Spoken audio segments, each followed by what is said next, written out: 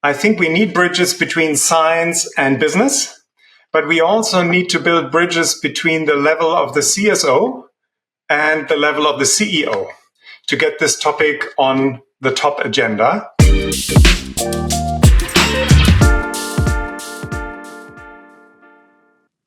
Hello and welcome to the CSO Impact Podcast, where we talk to leaders in sustainability and we discuss how work can play a role towards positive futures.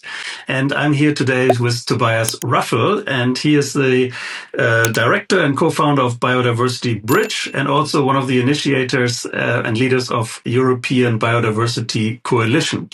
Welcome, Tobias. How are you today? Thanks, Harald.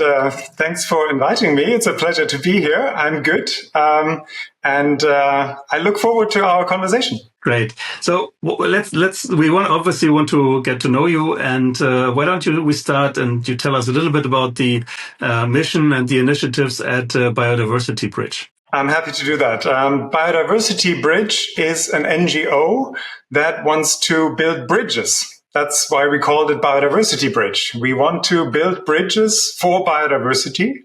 And I think we need bridges between science and business, but we also need to build bridges between the level of the CSO and the level of the CEO to get this topic on the top agenda and the top level.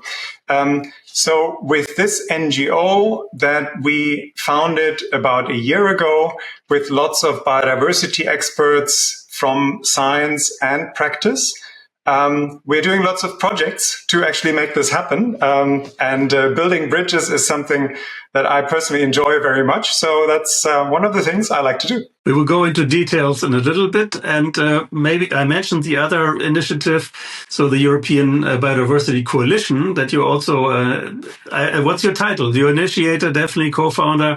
Tell us a little bit about that initiative.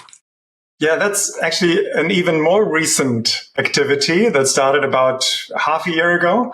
And the idea was that with some colleagues of mine and friends, we sat together one day, actually in the Bavarian Alps in a very nice setting. And we said, it's great what each of us does with his or her organization, but only together we can move the needle. We need to collaborate. We need to build a coalition, and we need more than anybody else people from business to align on missions and to develop joint actions. So the European Biodiversity Coalition is an action platform.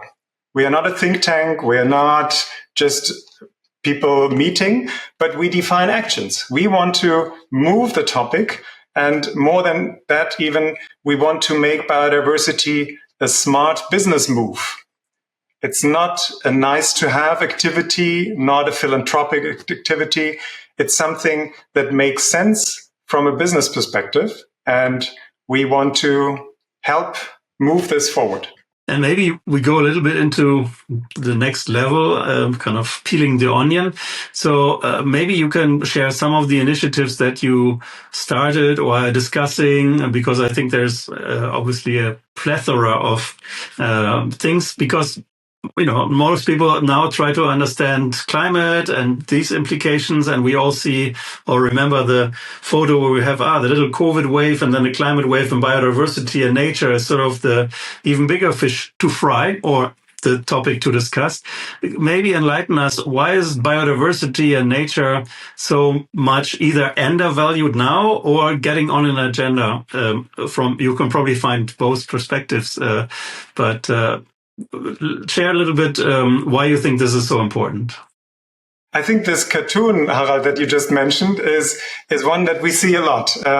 It is these different waves that collapse on top of us. And there was the COVID wave with all the problems, and then inflation and energy prices, then the climate wave with all the tricky and hard implications. But there's the next wave coming and collapsing, if we don't look at it, that is the biodiversity wave. And we need to address this. And this cartoon is great to actually emphasize how big the challenge is. But I think it's also only showing part of the story. because it only looks at the risk side. And biodiversity is not just a risk for humanity, for the planet, for business, but it's also an opportunity. So I really want to push people and invite people to think about the other side, the opportunity side. So when, for example, in the European Biodiversity Coalition, we look at what companies can do, we look at the business case. So how does it make sense for companies to address biodiversity as a topic that offers opportunities for strategic differentiation or for reputation or even for additional returns? So let's not just look at the risk side, but also at the opportunity side. And then I think we get this topic wrong. We get this topic right, because if we only look at the risk side, we get it wrong.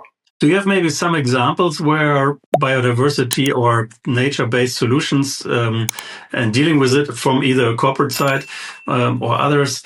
Where's that maybe already an example for revenue-driven or positive opportunities? I always like to differentiate three groups of companies. One group is the first movers. So we have companies like Patagonia and some of the French companies, Caring and others, that are really moving in this direction early and have great examples of how they do it. So the first movers. Then you have the forced movers. All the companies that are now forced to report on biodiversity and now think about what's our impact? What can we do? What do we need to do? But there's this regulatory force and compliance logic behind it. And then there's the third group. So first movers, forced movers, and financial movers. Those who look at the challenge of biodiversity in financial terms, in business terms, and look at take companies like Edeka, and I think you talked to some of them in your podcast, Aldi Süd and others, that are looking at how to improve their reputation by taking biodiversity measures. Or think of companies that we actually have in this network of the European Biodiversity Coalition that tell us, take Airbus, for example. Airbus runs satellites that are used for communication, but that can also be used for looking at wildlife migration or the wildfires and detecting wildfires. So there is opportunity for creating additional business models. And companies who look at this topic in a financial way and looking at opportunities and looking for business cases, tackle this topic in a much more strategic and business-like way. If you talk about some of the companies and their initiatives, what do you think are their biggest challenges in implementing nature and biodiversity in their transition towards more sustainable or regenerative business and or biodiversity responsibility? So, as you say, some examples, they already get it, they have these opportunities, but others might find maybe, where do I start? What are my first steps, and do I have to do it or not? I think that maybe that you can enlighten us a little bit how some companies just started or what are the first steps? Yeah, I think many look at the challenges in the beginning, and there are lots of challenges. Biodiversity is much more complex than climate. It's difficult to measure it. You don't have the metrics yet, and the regulatory framework is not there. So it is challenging. But if you then look, for example, at how you source your products in your supply chain and how these products take the food sector, how they are grown, and there are different ways of creating these supplies in a more nature destructive way or a more nature friendly way, then these are first steps for companies to understand what's my footprint. Where do I have the opportunity to maybe change the way I do it or source differently? And I like these perspectives because they already relate to the value chain and business perspective. What companies sometimes do as a first step is putting a beehive on their corporate grounds, which is okay. Yeah. So then you start to think about, what do the bees do? Why is pollination important? What happens if the bees don't provide this service for free? That's all good. And they're actually very nice examples. But I think looking in a more business and strategic way is what we need to do. But since I was talking about pollination, Harald, I don't know, do you know how much one glass of honey would cost if we paid the bees the German minimum wage?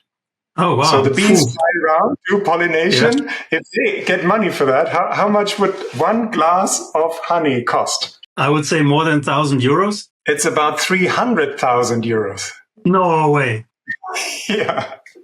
Crazy. Yeah. See, one like me, we don't have an idea of what the value is if you put it somehow in a financial system.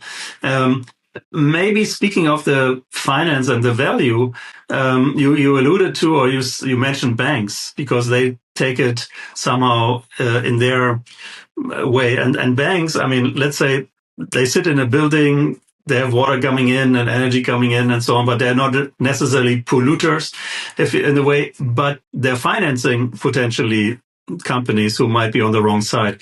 But how do you think banks are looking at the topic of nature and biodiversity? I think in their investments decisions, they are increasingly looking at biodiversity as part of their screening process that they do. And some of the banks, including from France and from Spain and from Italy, they have quite sophisticated processes of looking at different aspects of biodiversity, the land use, for example, or the pollution or the water use. And they would then assess these companies, and if the companies perform in a way that is not acceptable to them, they would also say, no, we don't invest, or please change your behavior. But then again, they also have so much interaction with clients and with companies that make financial actors great multipliers. And for this topic, that really help spreading the topic and making it workable and manageable. So banks play actually a very important role. And the name of your coalition has Europe in it, a European Biodiversity Coalition. But you're acting on a global, or you have a global point of view. How do you see the dynamic right now between the European initiatives, policies, and so on, and maybe other parts of the world? Is there like pioneering, let's say, pioneering character or the works here in Europe, or how do you see that? Yeah, I think Europe is strong on this. It's internationally seen as a front runner.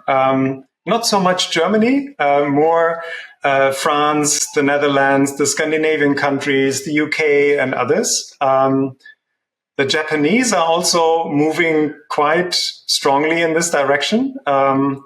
I mean, we get a lot of headwinds from the US at the moment, and that's not very helpful. But that might bring us to the role of CSOs and what they can do, because they play an important role, I think, here.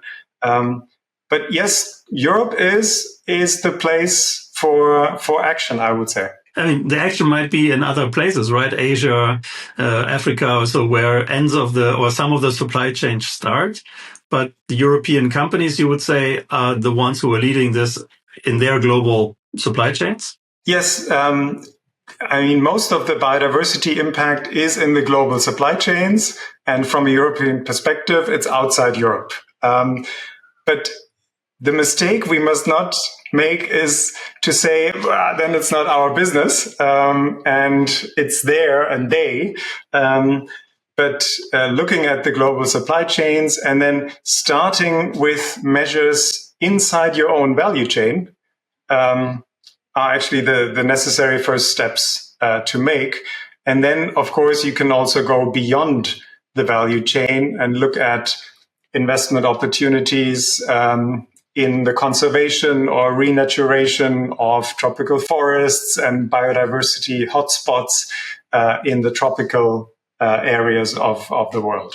That's an interesting point. I learned about seagrass lately, and I think again, some people don't know. I didn't know before that you can invest in seagrass around the Bahamas, I think, which is something, it's under the water, you don't see it, it's there, but there's like 150 million, I think, invested in a fund or in some kind of a vehicle that invests in seagrass to just kind of let it do what it's doing, and then there's value created. Are you familiar with the case, and can maybe how would that relate to, let's say, businesses in Europe if there's something going on in the Bahamas? Well, I don't know much about the seagrass, but I know that there are all these kind of different ecosystems and what we would call nature-based solutions, where nature is creating value and providing solutions that are often much better and much less costly than the technological solutions that we typically prefer. So understanding nature and what nature does, and then investing in it and reaping the benefits from that makes a lot of sense. And this is true for the seagrass, but for all different kind of natural, productive elements, if you want. The challenge is always to price that, to monetize that, and then, of course, to also trade it or make it exchangeable on financial markets. And often it's, of course, also a long-term perspective that you need as an investor in these kind of activities. But it's an emerging market. Lots of great examples that I also daily I learn and get to know new projects. So after this call, I'll have a look at the Bahamas. All right. This is maybe interesting to, or another segue saying, let's talk about you. So what was your journey to where you are right now? What sparked also this interest to become a co-founder in Biodiversity Bridge? Well, my background is in political science, and I started my career the first 10 years in one of the large global consulting firms. And then I managed foundations, to do social work a lot. And when I was co-founding and heading an academic institute at a business school here in Berlin, we had lots of projects with companies on climate. And I felt that climate was only part of the story. And we needed to look more at biodiversity as the sister topic to climate, but also as a necessary ingredient in helping us to cope with these challenges. Everything we do for biodiversity also helps climate. And we did a recent survey among CSOs asking them what are the best arguments to convince their boards.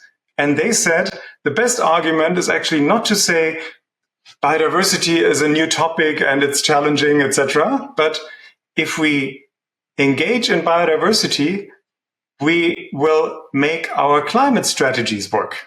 It helps us with our climate strategies. So connecting those two, but looking at this big wave that is falling, but also the opportunities of biodiversity made me then think, I need to start something new. I need to create organizations. I need to convince people to start coalitions together with me to make this happen. But you see that there's a lot of enthusiasm in what I do. I actually like that. And you meet great people and learn a lot. I'm not a natural science person. And not only the seagrass story, but all the other stories offer so much for me to learn. That's actually quite a nice learning journey then. I had the privilege to participate in one of your last meetings in Berlin at a museum, and I could see some of the diversity of the group also working on the biodiversity topics. And let's say my question is, or the answer is maybe already in there, meaning how do you interface with these companies? We know mostly about CSOs, but I learned there's also already some companies have directly biodiversity managers who are already on that topic and have it in their job description. So can you tell us how is sort of the interface, which people within the corporation are you talking to, or where's different interests right now? And maybe where's the most aligned job description right now for let's say, joining a coalition like yours? Yeah, we target two groups of people. One is the CSO and one is the biodiversity lead.